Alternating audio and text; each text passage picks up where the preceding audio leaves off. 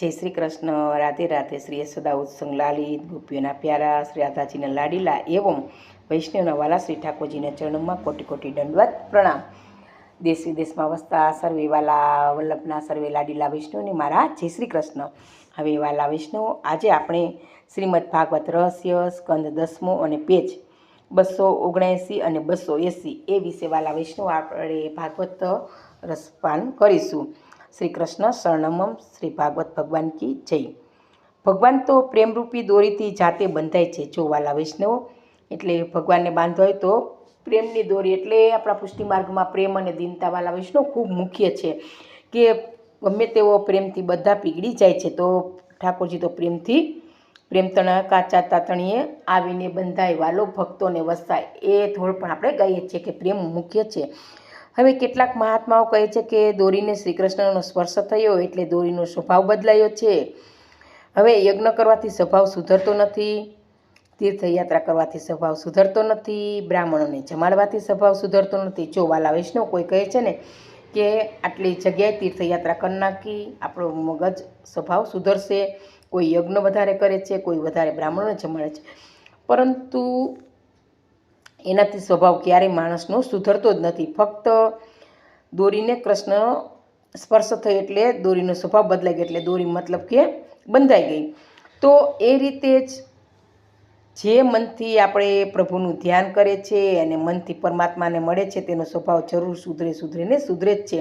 એટલે આપણું મન છે પ્રભુમાં સતત ધ્યાનમય રહેવું જોઈએ અને પ્રભુમાં જ સર્વે આતુર અને ભાવમય હોવું જોઈએ. તો ભગવત સ્પર્શ વગર સ્વભાવ બદલાતો જ નથી. બ્રહ્મ થયા પછી બંધન શાનું? દોરીએ બંધાવાનો સ્વભાવ છોડી દીધો છે અને આ દોરીઓને કૃષ્ણની દયા આવી છે. વૈષ્ણવ કહે છે કે દોરીમાં ઐશ્વર્ય શક્તિએ પ્રવેશ કર્યો, કે ઈશ્વર જ્યાં જાય ત્યાં ઐશ્વર્ય સાથે આવે જ છે. ઐશ્વર્ય શક્તિને દુઃખ થાય છે કે એક સાધારણ ગોવાલણ પ્રભુને બાંધે. ગોપીઓ યશોદાજીને કહે છે, માં ગમે તેમ કર, આ લાલાના ભાગ્યમાં બંધન લખ્યું જ નથી. તે તો અમને સંસારના બંધનમાંથી છોડાવવા માટે આવ્યો છે. જો વાલા વૈષ્ણવો, જે દોરી છે એ ઐશ્વર્ય છે અને ઈશ્વર જ્યાં જાય છે ત્યાં ઐશ્વર્ય શક્તિ એની સાથે જ હોય છે. પરંતુ આ ઐશ્વર્ય શક્તિને પણ અભિમાન થયું કે આ ગોવાલણ, એટલે જસોદામાને કહે છે કે આ સાદી ગોવાલણ છે એ પ્રભુને બાંધી શકે, એટલે ગોવાલણનું અભિમાન દૂર કરવા માટે કૃષ્ણ આ લીલા કરે છે. એટલે ગોપીઓ આવીને કહે છે કે માં, કૃષ્ણ તો બધાને સંસારના બંધનમાંથી છોડાવવાનું કામ કરે છે, તે શું દોરીથી બંધાવાના હતા? ઐશ્વર્ય શક્તિ તો પરમાત્માને સ્વામી માને છે. વાત્સલ્ય ભક્તિ કહે છે કે હું પરમાત્માને બાંધીશ. ઐશ્વર્ય શક્તિ કહે હું છે મારા પતિને બાંધવા જ નહીં દઉં. એટલે કૃષ્ણ છે સ્વામી, ઐશ્વર્ય શક્તિ એટલે શ્રી આપણે વિષ્ણુ લક્ષ્મી સ્વરૂપ કહે છે, એ લક્ષ્મી સ્વરૂપે આવ્યું હોય છે. તો કહે છે કે હું પ્રભુને બાંધવા જ નહીં દઉં. તો આ વાત્સલ્ય શક્તિનો આ મધુર ઝઘડો છે. ઐશ્વર્ય શક્તિ અને વાત્સલ્ય શક્તિનો આ વાલા વૈષ્ણવ મધુર ઝઘડો છે. પ્રભુએ ઐશ્વર્ય શક્તિને કહ્યું છે કે ગોકુળમાં ઈશ્વર નથી, ગોકુળમાં તો યશોદાનું બાળક છું. હું તો દ્વારકા આવીશ ને ત્યારે તારો પતિ થઈને આવીશ. એટલે તે લક્ષ્મીને કહે છે એવી રીતના. અત્રે તો હું યશોદાનો દીકરો જ છું. ઐશ્વર્ય શક્તિએ હુકમ કર્યો કે તું જા અહીંથી, મને બાંધવાની ઈચ્છા છે તો માં ભલે બાંધે. ગોકુળમાં પ્રેમ પ્રધાન છે, દ્વારકામાં ઐશ્વર્ય શક્તિ પ્રધાન છે, ને વ્રજમાં તારે આવવાની જરૂર નથી. એટલે કહે છે કૃષ્ણ ઐશ્વર્ય શક્તિને કે અહીંયા ગોકુળમાં તો પ્રેમ જ મુખ્ય છે, દ્વારકામાં ઐશ્વર્ય એટલે સંપત્તિ, ધન સંપત્તિનું છે, પરંતુ આ તારે વ્રજમાં આવવાની જરૂર નથી, તું અહીંથી જતી રહે. ગોકુળ લીલામાં વાત્સલ્ય ભાવ પ્રધાન છે, પૌણગઢ લીલામાં સખ્ય ભાવ પ્રધાન છે, ગોપીઓ સાથેની લીલામાં માધુર્ય ભાવ પ્રધાન છે. ઐશ્વર્ય શક્તિને કહ્યું તું દ્વારકા જા. ઐશ્વર્ય શક્તિએ દોરડામાંથી વિદાય લીધી અને તે દ્વારિકા જતી રહી. હવે ઘરના બધા દોરડા ખલાસ થયા. હવે શું થાય?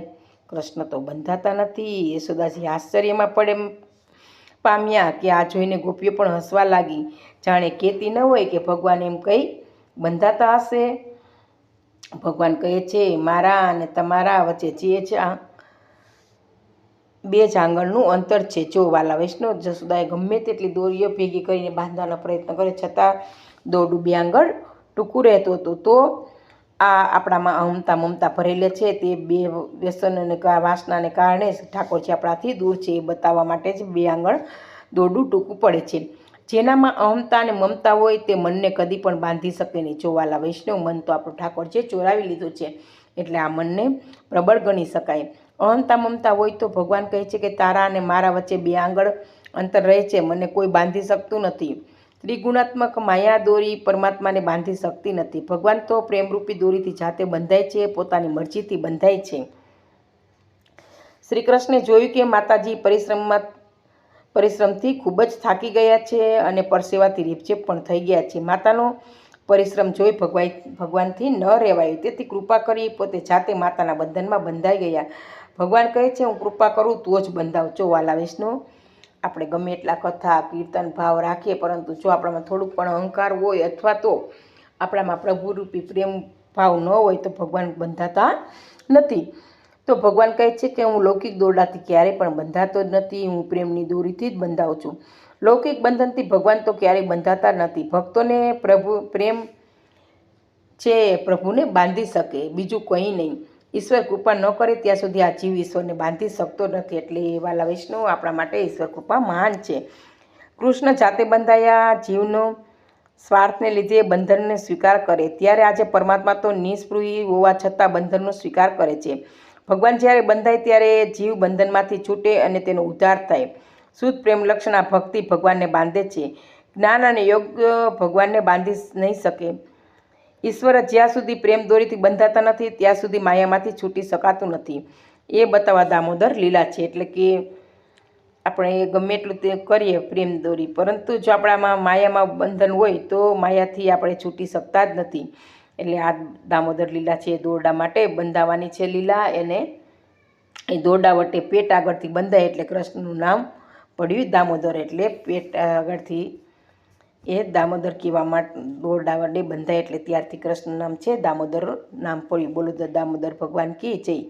તો વાલા વિષ્ણુ, જય શ્રી કૃષ્ણ. પ્રસંગ હવે પૂરો થાય છે અને હવે આપણે પેજ 280નો પ્રસંગ લઈએ કે ઈશ્વર મોટા કેમ, ઈશ્વર સર્વથી શ્રેષ્ઠ કેમ.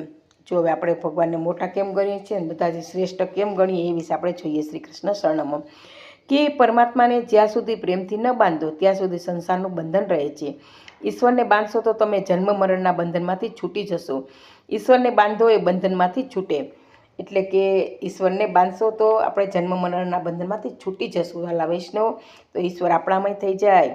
આપણે ઈશ્વરની સાથે કાલાવાલા કરીએ આવી ભક્તિ આપણામાં હોવી જોઈએ, આવો પ્રેમ હોવો જોઈએ. તો આપણા કૃષ્ણ છે એ ઠાકોરજી આપણી સાથે બંધનથી બંધાઈ લઈ રહે છે. ઈશ્વર મોટા કેમ અને ઈશ્વર સર્વથી શ્રેષ્ઠ કેમ? કારણ કે ઈશ્વર પોતાનો કોઈ આગ્રહ રાખતા નથી અને જીવ છે એ પોતાનો આગ્રહ છોડતો જ નથી કે હું આ કરું એવો આગ્રહ રાખ્યા જ કરે છે. ઈશ્વર અનાગ્રહી છે, જીવ તો દુરાગ્રહી છે. જીવ પોતાનો કોક છોડતો જ નથી અને જીવ માત્રનો સ્વભાવ દુરાગ્રહી છે. જીવ અનાગ્રહી બને ત્યારે ઈશ્વરને બને છે ઈશ્વરનો. એટલે કે ભગવાન ભક્તનો આગ્રહ આગળ પોતાનો આગ્રહ છોડે છે. તે ભક્તના આગ્રહને માન આપે છે. જીવ કદાપી પોતાનો આગ્રહ છોડતો જ નથી. માતાનો પરિશ્રમ જોઈ કનૈયો જાતે બંધાય છે. જો વાલા વૈષ્ણવ, આ રીતે કૃષ્ણ પોતે ભક્તાધીન છે તેમ સ્પષ્ટ બતાવ્યું. ઈશ્વરે પોતાનો આગ્રહ છોડી દીધો. ભીષ્મ પિતામહની પ્રતિજ્ઞા પૂર્ણ કરવા શ્રી કૃષ્ણ પોતાની પ્રતિજ્ઞાનો ભંગ કરીને શસ્ત્ર ધારણ કરી. જોયો વાલા વૈષ્ણવ, આપણે પ્રસંગ જાણીએ જ છીએ ગીતામાં. તો આમ ભગવાન શ્રી કૃષ્ણ હાથમાં ચક્ર લઈ ભીષ્મ પિતામહને મારવા દોડ્યા. આજે ભીષ્મ પિતામહે પોતાના ધનુષ્ય અને બાણ ફેંકી દીધા. અન્ય બોલ્યા કે વાહ પ્રભુ, મારી પ્રતિજ્ઞાને સિદ્ધ કરવા તમે તમારી પ્રતિજ્ઞાનો ભંગ કર્યો, પણ પૂર્ણ પ્રેમ વગર પરમાત્મા બંધાયા જ નથી. મનુષ્યનો પ્રેમ તો ખંડિત છે, વિખરાયેલો છે. થોડો સ્નેહ તે ઘરમાં કરે છે, થોડો સ્નેહ તે ધનમાં કરે છે, અને થોડો પત્નીમાં, થોડો સંતાનોમાં, થોડો પ્રેમ કપડામાં. આમ અનેક અને પ્રેમ એ બટાઈ જાય છે.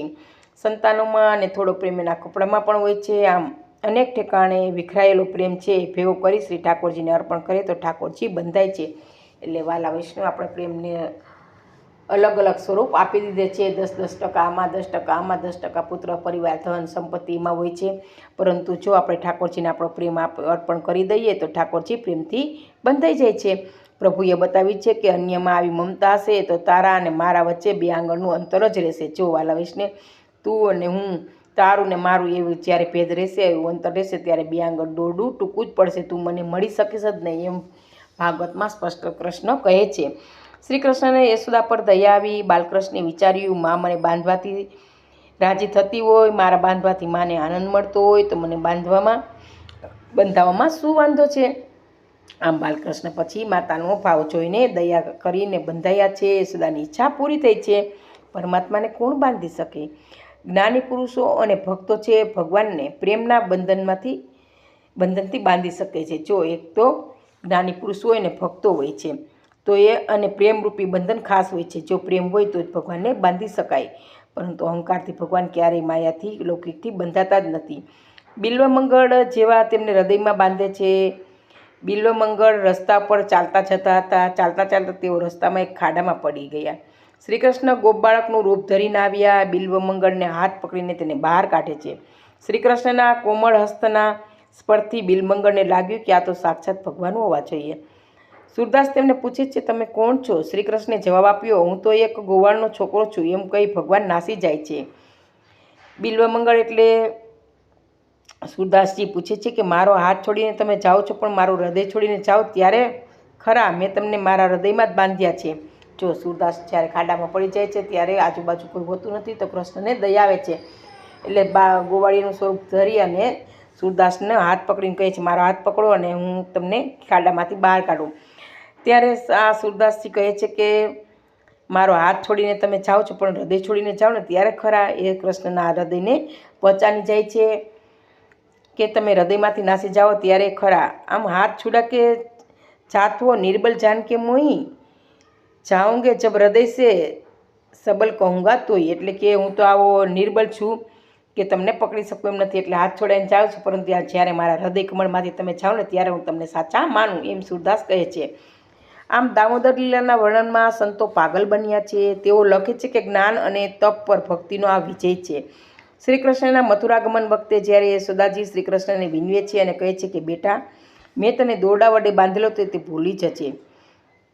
જો આપણે જાણીએ છીએ આપણે 10મા સ્કંદમાં કે જ્યારે કૃષ્ણ ગોકુલ છોડીને મથુરા જાય છે ત્યારે યશોદા ખૂબ વિલાપ કરે છે, રડે છે અને કહે છે કે બેટા, મેં તને દોરડેથી બાંધ્યો છે, તું વાત ભૂલી જશે. એટલે તો કનૈયો શું કહે છે કે માં, હું બધું ભૂલી જઈશ, પણ તે મને દોરડા વડે બાંધેલો તે ભૂલીશ જ નહીં, હંમેશા યાદ રાખીશ. માં, પ્રેમરૂપી દોરીથી પ્રેમથી તે મને બાંધ્યો છે. માં, હું દ્વારકાનો નાથ થઈશ ને 56 કોટી યાદવોનો રાજા થઈશ, 16,000 રાણીઓનો પતિ થઈશ, પણ તારા વડે જ્યારે બંધાયેલો તો હું તારો જ છું અને તે જ મને બાંધ્યો. તારા વગર મને કોણ બાંધી શકે? એ વાત તો ક્યારેય માં હું ભૂલીશ જ નહીં. આમ કનૈયો યશોદાને કહે છે કે હું બીજા કોઈથી બંધાયો નથી, બીજા કોઈએ મને બાંધ્યો પણ નથી. હું રૂક્ષ્મણીનો નહીં, 16,000 રાણીઓનો પણ નહીં, કોઈનો નહીં, પણ તારો જ છું, તારો બંધાયેલો જ છું. તારા પ્રેમના બંધનને હું યાદ કરીશ અને યાદ રાખીશ. માં, તારા પ્રેમને તો હું કદી પણ ભૂલીશ નહીં, મારી યશોદા મૈયા. આમ લલન વારંવાર યશોદા મૈયાને કહ્યા કરે છે. આ ચરિત્રમાં યશોદાનો વિજય છે. જ્ઞાન તપસ્યા ઉપર આ ભક્તિનો વિજય છે. જ્ઞાનીઓ તપના પ્રતાપે પરમાત્માના દર્શન કરી શકે, પણ પરમાત્માને બાંધી શકતા જ નથી. એટલે જ્ઞાનીઓ જ્યારે વધારે તપ કરે ત્યારે કૃષ્ણના દર્શન થાય છે, પરંતુ તે પરમાત્માને ક્યારે વાલા વૈષ્ણવ બાંધી ન શકે. તપસ્વીઓ ભગવાનને ઓળખી શકે, પરંતુ તેને બાંધી શકે નહીં. વિશુદ્ધ ભક્તિ જ ભગવાનને બાંધી શકે છે.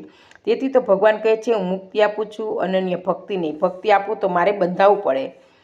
ભક્ત દામાજી કર ન ભરી શક્યા, તેથી દામાજીને યવન સરદારે પકડી લીધા અને પકડીને લઈ જતા. જો ભક્ત દામાજીનો વાલા વૈષ્ણવ આપણે પ્રસંગ જોઈએ કે તેને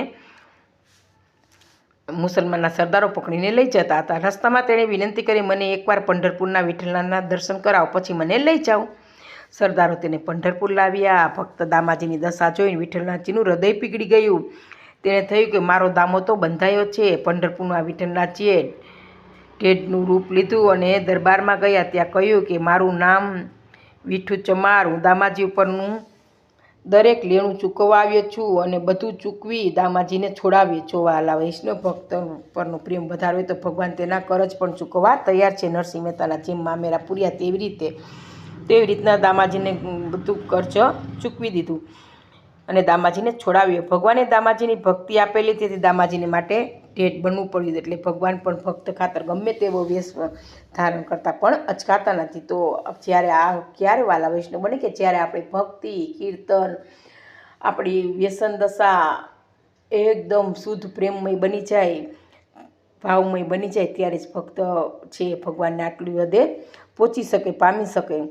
તો આવી રીતે ભગવાન દામાજીને ભક્તિ આપેલી અને દામાજીમાં છોડાવી દીધા અને તેના માટે તેને ઢેટ બનવું પડ્યું. તો પણ તે ભગવાન છે અચકાતા નથી.